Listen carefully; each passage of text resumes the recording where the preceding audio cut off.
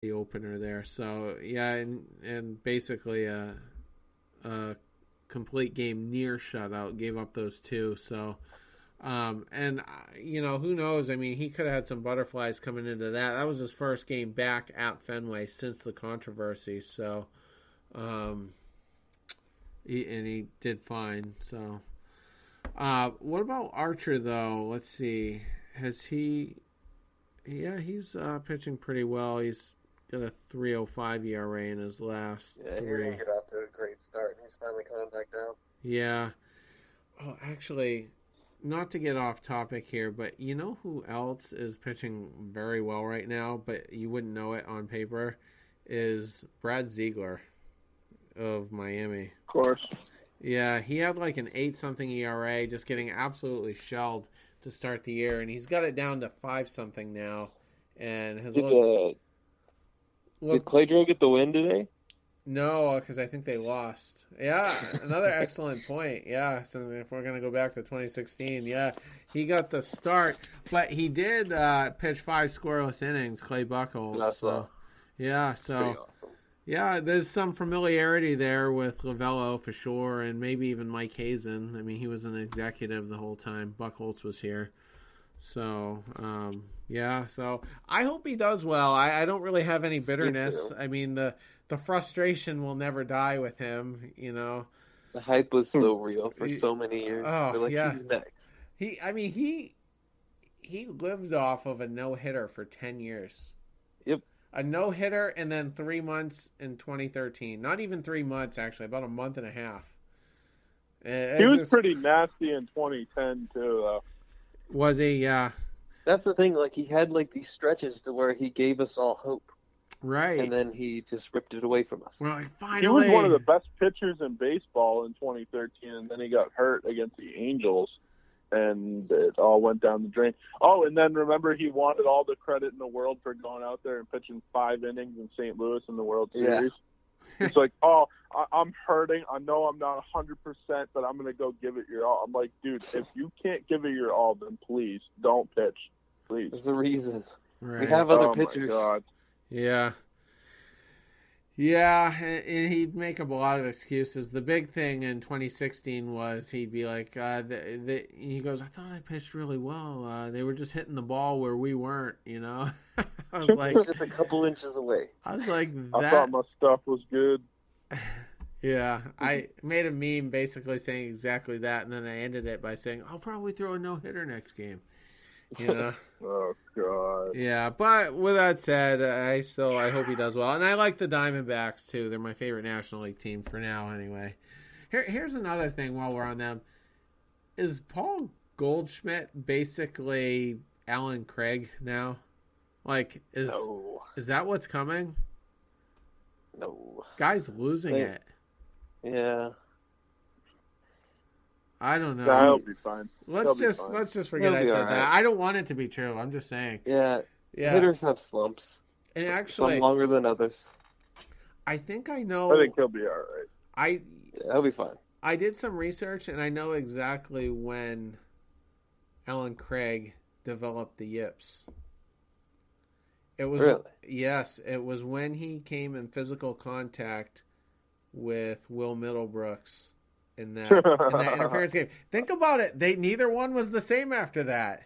Yeah, they screwed up both their careers. One of them, infected the other, and where are they now? Middlebrooks broke a bone or something. Yeah. No, I think Middlebrooks had something to do with what's her name there, Jenny Dell. I think that kind of affected it. That doesn't help it. Yeah. But no, honestly, I think Middlebrooks might have been one of the most hyped up Red Sox, at least in my teenage years. And he just flamed out pretty quick.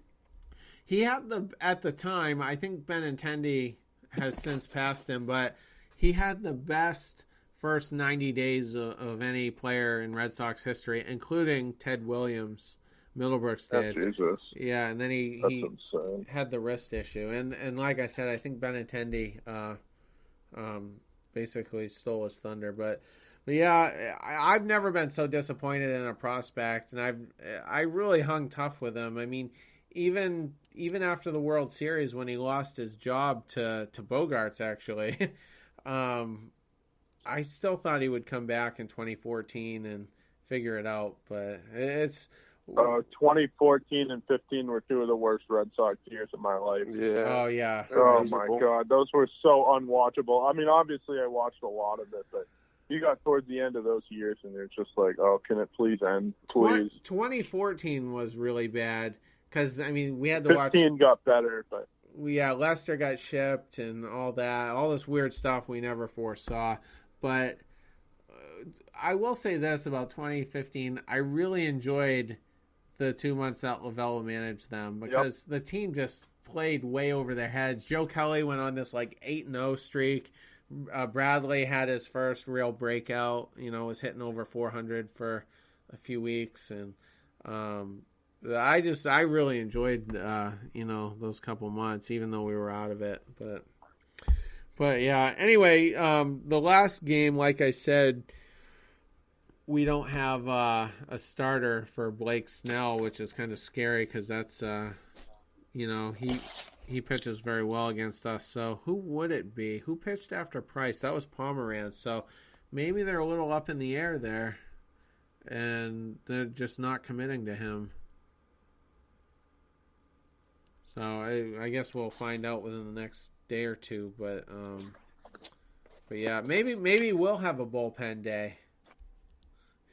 Oh God, please no! Like they have. That is bad for baseball. Yeah. Yeah, I don't know, but we obviously won't. But yeah, it's kind of curious that Pomeranz isn't listed because that would be his turn through. So, one last question for both of you guys: why is it that the Tampa Bay Rays and all these small market teams try to change the way baseball is played? Obviously, like with the shift in Joe Madden, but like now with the bullpen and with the 5 starters and like, does this team like? This team needs to move, man. That's like Texas. Texas tried to go with 6 starters at the beginning of the year. Everybody that's basically out of it has to have a gimmick so they can actually draw some attention to themselves. Yeah, it's just plain and simple. They have to do something. That's exactly it. Last year, I think they abandoned their plan to do this, but did you guys hear how last season, is it Andy Green? Is he the Padres manager? Yeah. He was going to do this elaborate plan where no pitcher on his staff would ever go through the order more than once. So 9 That outs. might be the stupidest thing I've ever heard in my life. Yeah, well, I don't think they did it, but it was kind of curious. No, they definitely didn't do it. But yeah. That's San Diego for you. Yeah, I don't know. So it just goes to you guys' point where these teams that aren't in it just try to get creative. Maybe they're like, the cheap uncles of, Major League Baseball. They're just trying to captivate your imagination on why something is so awesome, and it's like they're trying. Yeah, apparently. I don't know. Who knows how long they'll even be in Tampa? Wouldn't it be weird? Hopefully not much longer. Yeah, and I know there's a certain faction. Yeah, exactly. Like I hate looking at the Trop and seeing nobody there. I mean, is Florida really a pro sports state? No. Exactly. They can't support the Heat unless they're half decent. Right. Yeah, they got a Super Bowl with the Bucks, but yeah, I don't know. If they relocated to Montreal, I mean that's the popular one that gets kicked around. Wouldn't it be weird to have 2 Canadian teams in the same division? I don't know. No, I think it'd be all right. No. I think it'd be perfect, actually. I think it would be perfect because, Terry, I know you're not like the biggest hockey guy in the world, but in the same NHL division, you have Toronto, you have Montreal, you have Boston.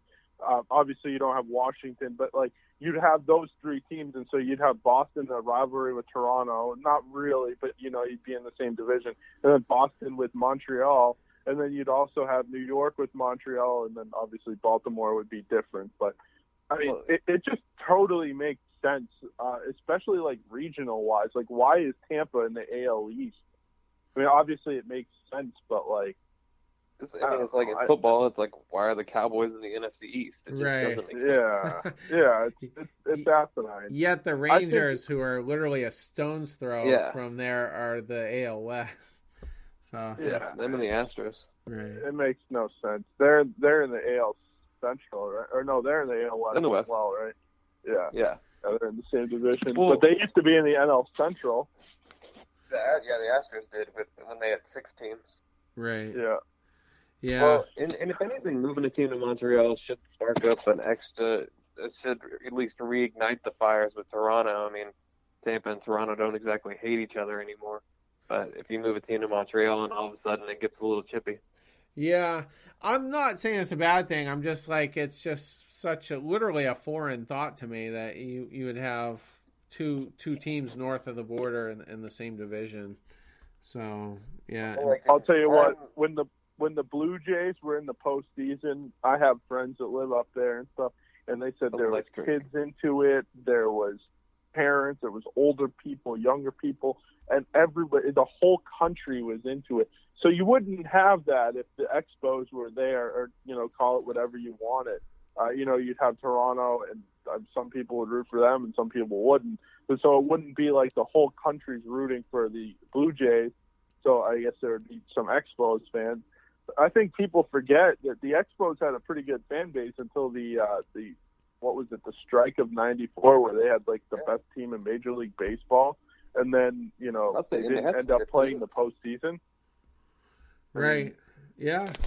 It's people lost interest because of that. I have no doubt that could be a thriving baseball town. So if it happens, then more power to them.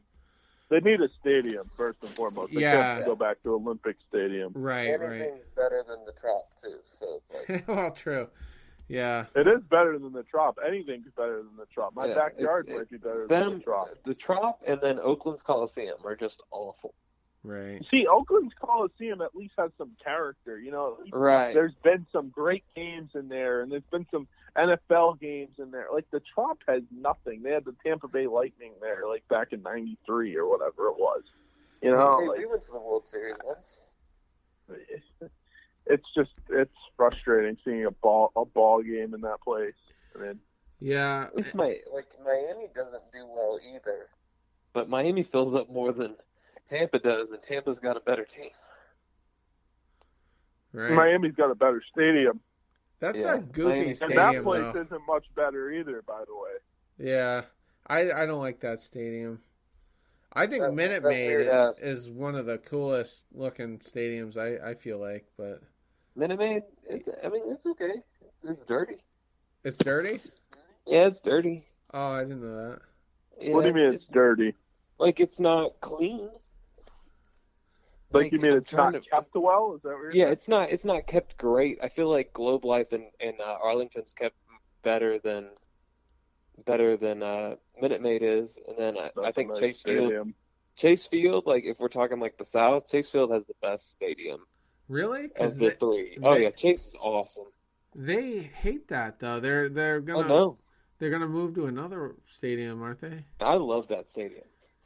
It looks cool on TV, I'll say, but for whatever reason, it's just not popular with the fans. I don't know why. Yeah. What do you think the best stadium is in Major League Baseball besides Fenway or Wrigley? Besides Fenway and Wrigley? Ooh. Damn, that's a good question. I'm not very well traveled. I'm going to Wrigley in September, and that same week I'm going to be at a Brewers game as well. You think Busch?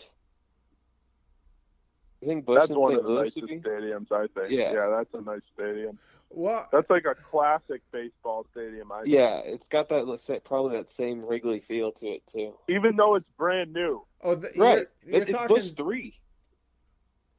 Like, that's the third version of it. I know. That's St. Louis, right? Yeah. Oh, okay. Yeah. I got it mixed up with Milwaukee. Yeah. And I'm going to that stadium, but I hear that's a bad stadium in terms of lighting, I guess. I guess it looks too bad to me. Yeah. It looks good to me as well. Yeah. It's one of those. Everybody enjoys the slide, though. Yeah, true. I wonder what, how you can do that. I'd love that.